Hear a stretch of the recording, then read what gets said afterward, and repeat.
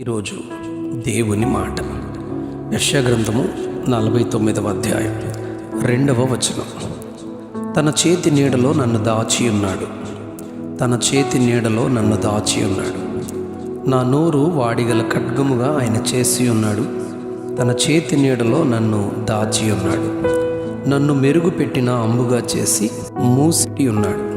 ఈరోజు మన ధ్యాన వాక్యంలో యెషయా ప్రవక్త ద్వారా దేవుడు ఇస్సాకు కుమారుడైన యాకోబును గురించి ఎలాగున తల్లి గర్భమును పడినది మొదలుకొని ఏ రీతిగా ఆయన తనను దాచి మూసి భద్రపరిచి ఒక అంబుల పొదిలో దాచబడిన అంబుగా చేసి ఉన్నారో జ్ఞాపకం చేస్తున్నారు.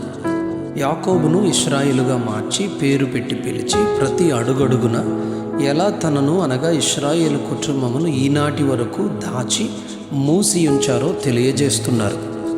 ఏశావు అను తన అన్న చంపజూచిన సమయంలో మేనమామ బెతూయేలు ఇంటికి పంపి 21 సంవత్సరాలు దేవుడు కాపాడారు. ఈ భాగము ఆదికాండం 28వ అధ్యాయం 1వ వచనంలో చదువుతాం.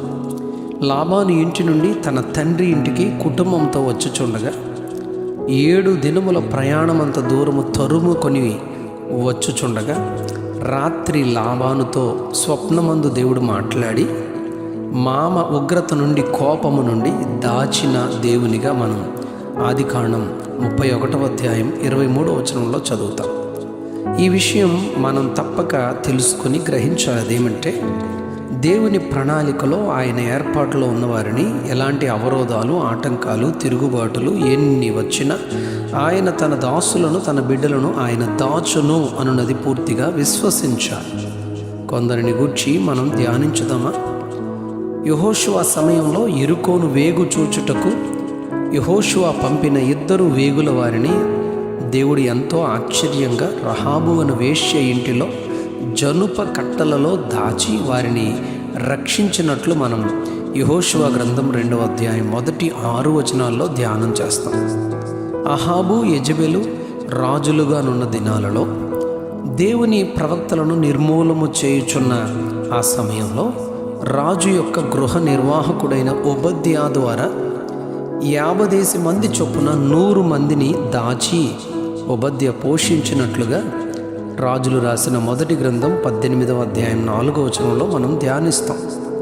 దేవుని ప్రజలైన ఇశ్రాయేలీయులను ఐగుప్తు దాస్యములో నుండి వెలుపలికి తీసుకుని వచ్చుటకు దేవుడు ప్రణాళిక చేసిన మోషే జన్మించిన దినాల్లో ఫరో మగపిల్లలందరినీ నైలు నదిలో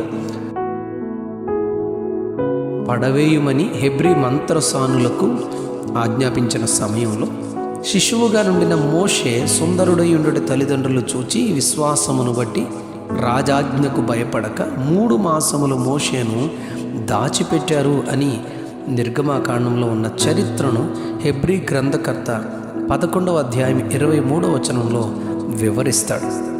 31వ కీర్తన 19వ వచనంలో నీ యందు భయభక్తులు గల వారి నిమిత్తము నీవు దాచి ఉంచిన మేలు ఎంతో గొప్పది అని రాజైన దావీదు చెబుతాడు.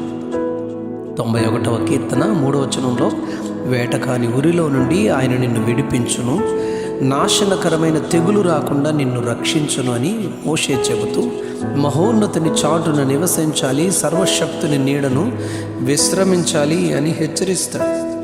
ఆయన చేతి నీడలో నన్ను నా తల్లి గర్భమున పుట్టినప్పటి నుండి నన్ను దాచి ఉన్నాడని యాకోబు, ఇశ్రాయేలు తన కొరకు ప్రవక్త అయిన మోషే చెబుతారు. ఈనాడు దేవుని పిల్లలమైన మనలను తన ప్రత్యేకమైన ప్రణాళిక ద్వారా తన చేతి నీడలో దాచున్నట్లుగా ఆయనకు లోబడి రెక్కల చాటున చేతి నీడలో నుండి కృప ఆయన మనకు దయచేయును గాక. Amen, amen, amen. తన చేతి నీడలో నన్ను దాచి ఉన్నాడు, తన చేతి నీడలో నన్ను దాచి ఉన్నాడు.